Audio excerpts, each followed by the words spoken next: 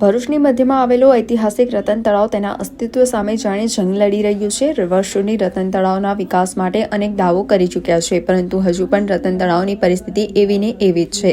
કરોડો રૂપિયાની ગ્રાન્ટ તો મંજૂર થાય છે, પરંતુ કામગીરી કેમ નહીં થતા લોકોમાં પાલિકા સામે આક્રોશ જોવા મળી રહ્યો છે। ભરૂચનો ઐતિહાસિક ઘણો પૌરાણિક છે। કાચની પીઠ પર સવાર ભૂગર્ભ ઋષિએ ભૂગર્ભ એટલે કે હાલના ભરૂચની સ્થાપના કરી હતી। ભરૂચમાં અનેક ઐતિહાસિક સ્થળો આવેલા છે, જેમાં શહેરના મધ્યમાં આવેલું રતન તળાવનો પણ સમાવેશ થાય છે। વહીવટી તંત્ર દ્વારા રતન તળાવને હેરિટેજની શ્રેણીમાં મૂકવામાં આવ્યું છે। તંત્ર દ્વારા રતન તળાવને હેરિટેજની શ્રેણીમાં ભલે મૂકવામાં આવ્યું હોય, પરંતુ તળાવના દ્રશ્યો જોઈને લાગતું નથી કે તેના વિકાસ માટે કોઈ કાર્ય કરવામાં આવ્યું હોય। રતન તળાવમાં 250 થી 300 વર્ષના આયુ ધરાવતા કાચબા વસવાટ કરે છે। સમયાંતરે તંત્ર દ્વારા ઐતિહાસિક કાચબાઓનું રક્ષણ કરવા પ્રયાસ હાથ ધરવામાં આવ્યા હતા, પરંતુ તળાવ પ્રદૂષિત થતા અનેક કાચબાઓનું મૃત્યુ પામ્યા છે।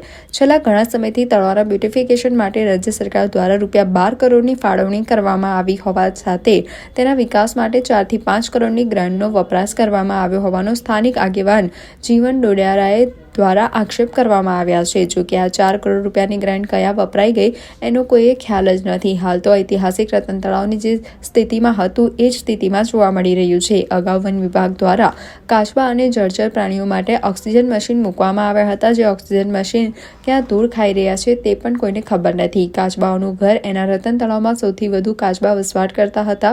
આજે તેમની સંખ્યામાં પણ ઘટાડો થયો છે। આ બાબતે ભરૂચ નગર સેવા સદનના મુખ્ય અધિકારી હરેશ અગ્રવાલે જણાવ્યું હતું કે રાજ્ય સરકાર દ્વારા અમૃત સરોવર યોજના અંતર્ગત બ્યુટિફિકેશન અને વિકાસ માટે પ્રોજેક્ટ મંજૂર કરવામાં આવ્યા છે। આ માટે ટેન્ડરિંગ પ્રક્રિયા પણ હાથ ધરવામાં આવી હતી, પરંતુ ક્વોલિફાઈડ એન્જિનિયર્સ ન મળતા કામ ખોરંભે પડ્યું હતું। જો કે હાલમાં જ નવી એજન્સીની નિમણૂક થતાં ટેન્ડરિંગ પ્રક્રિયા હાથ ધરવામાં આવશે, ત્યારે આવનાર દિવસોમાં કામગીરી શરૂ થઈ જશે। ભરૂચના ઐતિહાસિક રતન તળાવના વિકાસ માટે આવા ઘણા દાવાઓ થઈ ચૂક્યા છે, પરંતુ આજ દિન સુધી કોઈ નક્કર કામગીરી થઈ નથી। ત્યારે ઐતિહાસિક વારસાના જતન માટે તંત્ર ગંભીરતાપૂર્વક કામગીરી કરી શહેરીજનોને માતરિયા તળાવની જેમ વધુ એક નવું નજરાણું આપે તે અત્યંત જરૂરી છે।